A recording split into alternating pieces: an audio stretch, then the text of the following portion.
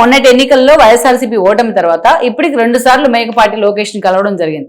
నెల్లూరు పర్యటనలో కావచ్చు, కలిసినప్పుడల్లా లోకేష్ పనితీరును కానీ, లోకేష్ ఎవల్యూట్ అయిన తీరును కానీ మేకపాటి పొగుడుతూ ఉన్నారు, ఆయన హుందాతనాన్ని కానీ.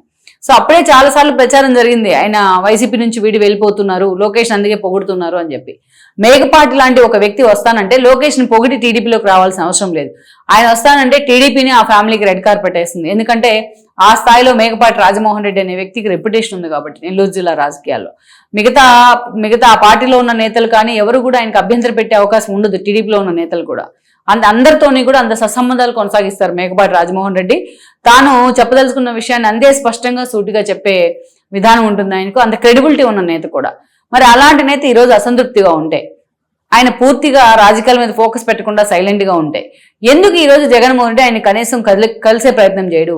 తన పార్టీకి కనీసం సలహాలు ఇవ్వమని ఎందుకు అడగరు? ఆయన ఇటీవల చెప్పారు, జగన్మోహన్ రెడ్డి చుట్టూ ఉన్న మనుషులే ఆయన ఓటమి కారణమవుతా ఉన్నారు అని చెప్పి. కనీసం అలాంటప్పుడు ఆయన పిలిచి, ఆయనకు అంత ఎక్స్పీరియన్స్ ఉంది కదా, ఆ ఎక్స్పీరియన్సెస్ ఎందుకు జగన్మోహన్ రెడ్డి షేర్ చేయమని అడగరు?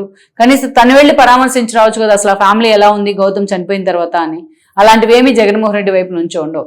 అందుకే ఈరోజు ఆల్రెడీ చంద్రశేఖర్ రెడ్డి టీడీపీలోనే ఉన్నారు, ఇక తాను కూడా టీడీపీ వైపు వెళ్తే తన వారసులకు అది ఉపయోగపడుతుంది అని మేకపాటి ఆలోచన చేస్తున్నట్టు ప్రచారం జరుగుతోంది.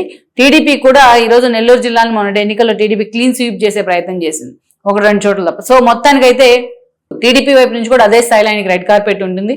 టీడీపీకి కూడా నెల్లూరు జిల్లాలో మేకపాటి లాంటి ఒక వ్యక్తి అవసరం. ఈరోజు అంత స్టాల్ వార్స్ లాంటి నేతలు ఉన్నా, తన వైపు ఉన్న వేమిరెడ్డి ప్రభాకర్ రెడ్డి లాంటి వాళ్ళు కానీ, ప్రశాంత్ రెడ్డి కానీ, అదేవిధంగా చూస్తే కోటమిరెడ్డి లాంటి వాళ్ళు, ఒక ఆనం లాంటి వాళ్ళు, ఇంతమంది ఉన్నా ఇంకా పార్టీని అక్కడ పూర్తిగా ఎస్టాబ్లిష్ చేయాలంటే మేకపాటి లాంటి వాళ్ళు అవసరం టీడీపీకి ఉంది. అందుకే ఆయన మీద టీడీపీ కూడా అదే స్థాయిలో ఫోకస్ పెట్టింది అన్న ప్రచారం ఉంది. లెట్స్ సీ మరి ఏం జరుగుతుంది మేకపాటి విషయంలో అన్నది మనం చూడాల్సి ఉంది.